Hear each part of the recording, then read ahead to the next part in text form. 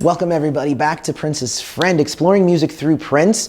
I am graced with the presence of Neal Karlen, and you're looking at him and you're like, who's that guy? He looks familiar, because that's exactly what I did when I saw him.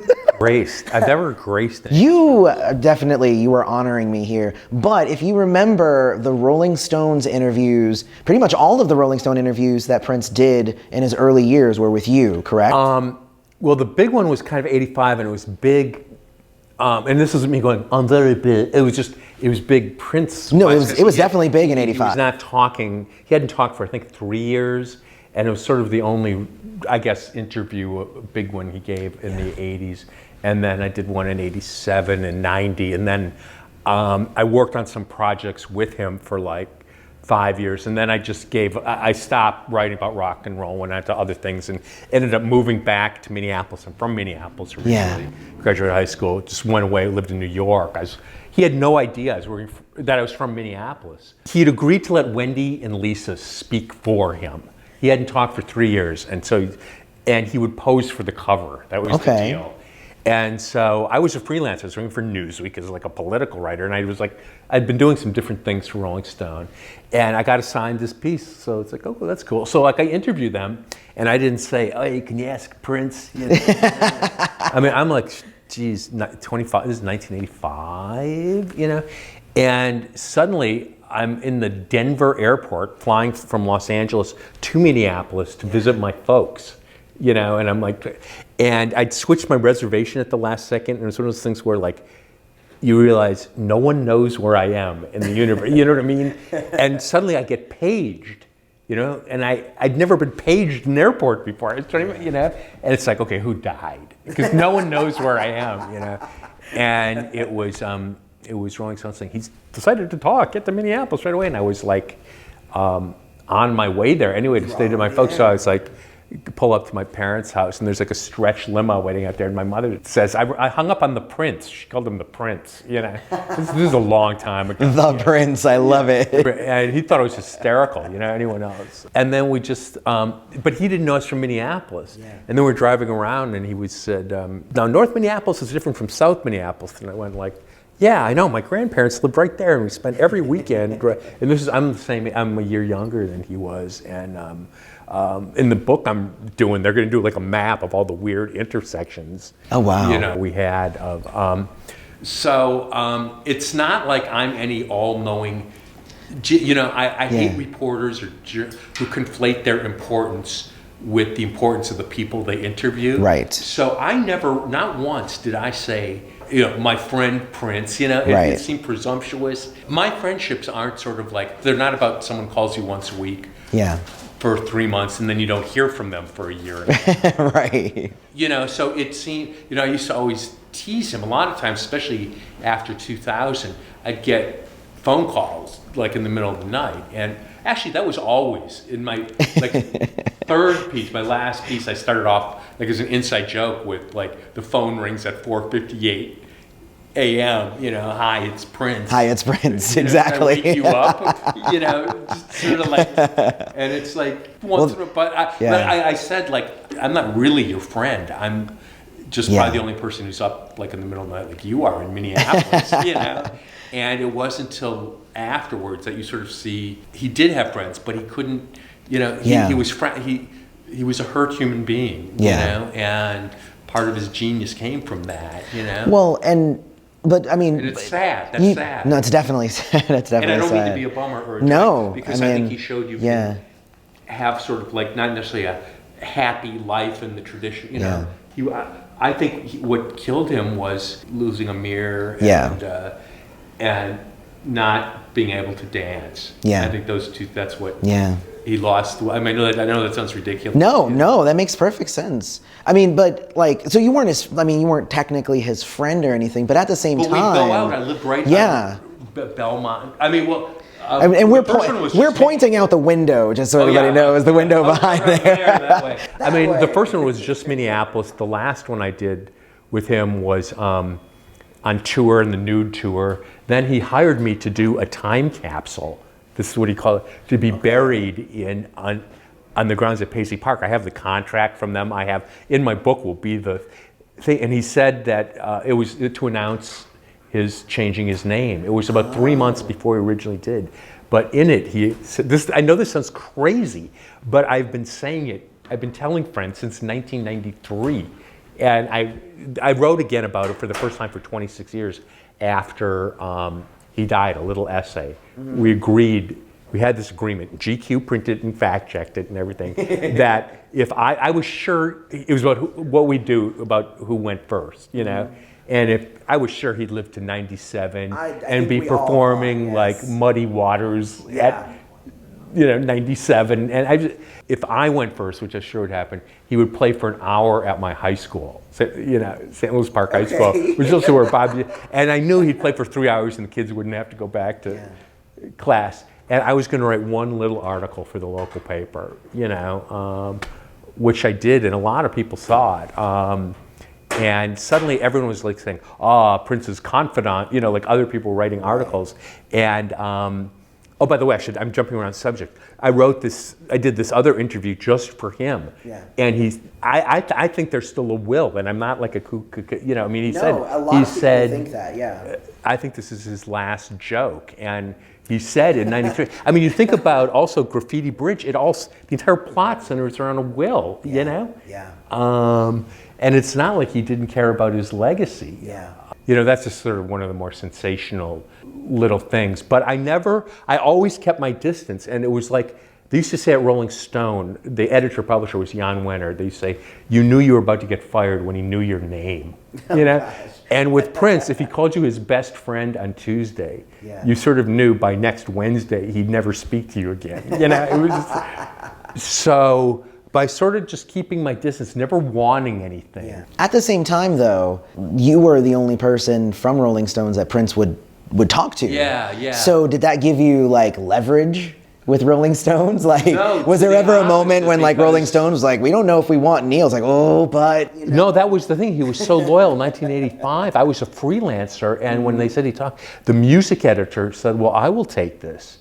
And Prince, this is how he was so loyal. He said, no, I'm only going to talk to him. He hadn't even met me yet. All he had was Lisa and Wendy's endorsement. Right. And he said, no, he didn't allow them to, they were pissed off. They didn't, am I allowed to say, he wouldn't allow a photographer. They used that like raspberry beret, and he always claimed they put spaces between his teeth, But it turns out he framed that thing and had it hanging, and it's on the tour at Paisley Park now, I guess. It was funny, where I worked, they couldn't, it's like the political department of Newsweek, they couldn't care less, about, it's like, hey, I love that question about what kind of God he believed in, It's like, really interesting, Neal, There have been so many good books out there. Every discography, every biography, it's just what's missing is the guy. Yeah. I think. It's like, why do we need another book?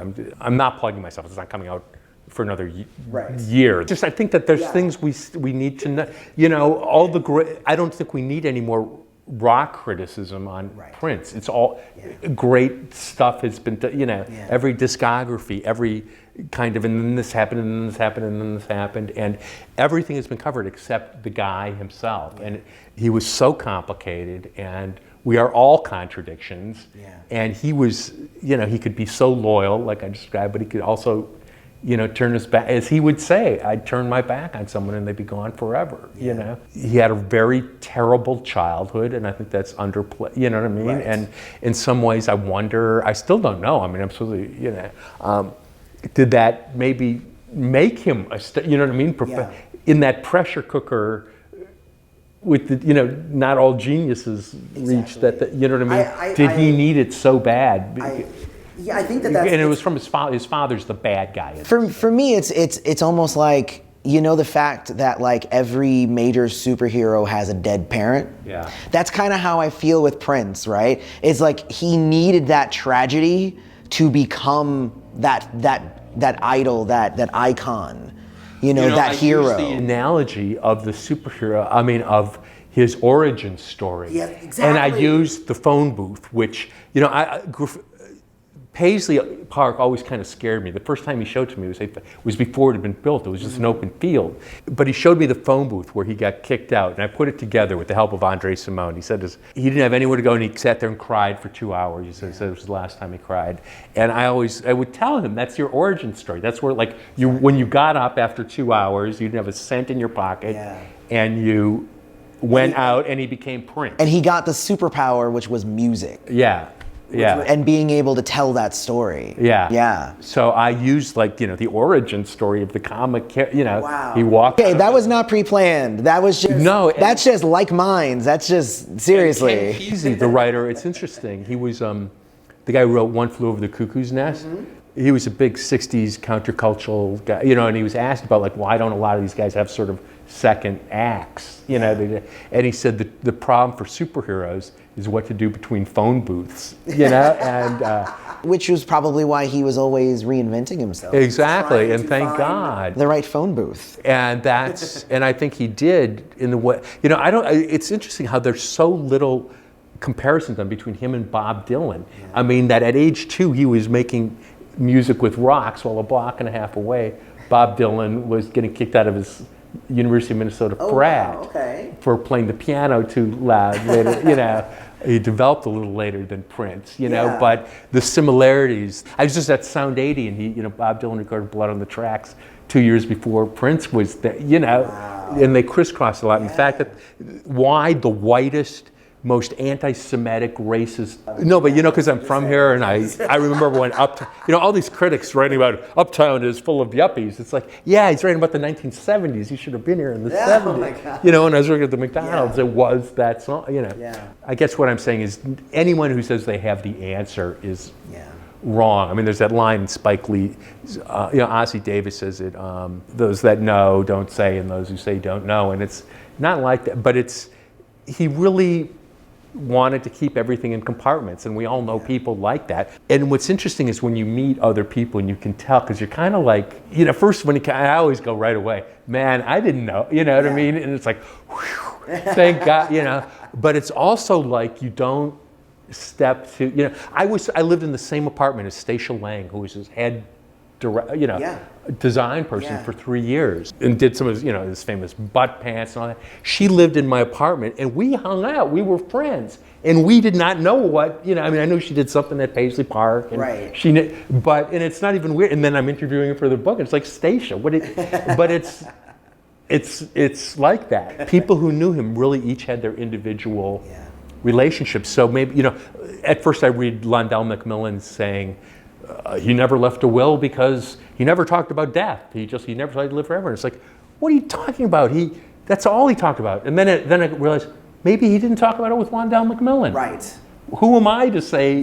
Yet I have to be honest about my ignorance. I mean, no, you don't know what you don't know. Yeah. But you know what you know. Well, exactly. That's what I tried to figure out. I use that phrase. I'd say I know what I know, and I try to find out what I didn't know. Right. Find out the other people who could, and everyone had very individual. He did not like a lot of people, and I thought he was great. People who, what I mean. He kept his circle. And I'm not saying that as like, and I was never an Indian. But the thing is, the fact that I wasn't in the inner circle. I was never the best friend, you know what I mean? I think is the only thing that makes me special at all is that, or not, is that I knew him over that long period of time. And it's just very interesting. You must get so many different insights. It's like, I don't think you get, thinking of a biography, it's sort of, it's like a Picasso thing where it's all, it's cubist. You can't get like a straight. It is fascinating because I've interviewed different people who hung out with Prince at different points in his life. And their stories are very similar but yet are drastically different from each other. Yes. Also depending upon the relationship. Like when I interviewed Shelby J, it was very mentor-apprentice. Yeah. You know, I interviewed Eric Leeds, and it was very like kind of like equals then Right. at that point. Right. You know, so it's interesting because you get different things from different people because, like you said, they all had their own individual relationship. Even in the language, I notice, I can tell what years they sort of knew him. Sometimes, you know, it's like, oh, okay, you knew him during the Mamma Jamma years when he'd say, you know what I mean? Or, you know, when I say no one knows more than 15%, he was also 15% of everything. He was 15% about Jehovah's Witness. He was a devout vegan except when he'd go to Rudolph's. He was this except he was except when he wasn't. Right. You know what I mean? It's like so it's like I said in the book, you know. Well, that's it. Tell us a little bit about the book. Oh, St. Martin's Press is publishing it in a year for like next. So this isn't even like me. So look out for it in a year. Yeah, People will still, YouTube stays forever. So yeah, there'll be a lot of surprises, and it's all true and provable. Provable. That's the most important part here. And there'll be tapes in Minneapolis, I guess. So I have one more question. You can ask. Did you see the Reels documentary about Prince? And if so, what did you think about the guy who played you? Well, I had already written that part. It had been out for a year and a half, and the actor had been like tweeting about it. And on IMDb, like the thing is, it says like Prince is a child, you know, Maddie Shaw, John Nelson, you know, Prince, Neal Karlen. You know, it must have been in order of Prince. It's like you know. And then I had already written the thing about like, oh, at 25, I thought, I'd written what a dipshit, you know, and I'd written about me, and I just hoped I thought he did a good job, but it's like I thought he looked like a dipshit, which is of course the definition of a 25-year-old Rolling Stone writer writing, you know what I mean, and. You know what I mean? It was like, it was scary. It was frightening. You know, I prayed that I wasn't that person. You know what I mean? Because give me that description of a person, and I'll say, that is a dick. You know, and can you say that? And so it's funny. It's funny, and I mean, he's a professional, and it's like, gee, I really was young, and. But no, so that was that. Thank you so much. Thank you, really, it's an honor, and thank you. I mean, it's a great thing you're doing, and watch and have your friends subscribe. Yeah. I'm talking to them. Yes, you guys. Subscribe. Thumbs up and comment. Thumbs up. You're doing my job for me over here. We've got the 8x10 colored art. Last thing is make sure to... Then on Mark Maron, don't they? Doesn't he have his assistant, like, who's, get out the CDs? You know? Oh, also, if you like the pieces that are behind me, they're by Christy Abbott. So you can actually go to ChristyAbbott.com. I'm going to put a link in the description. You can check that out. But both of these contain over 70 hidden images reflecting Prince's life, music, careers, and loves. They are amazing pieces. You want to go check out ChristyAbbott.com and go check those out. And she does other ones too, though. She does other people. This is Prince, but she does lots of different celebrities. Bono, and you said she did a Dylan as well. So there's a lot of different stuff on her website. Go check her out. She's awesome. And may you live to see the dawn. Thank you. Go away. Bye. See you later. Thank you. Thank you so much, Red.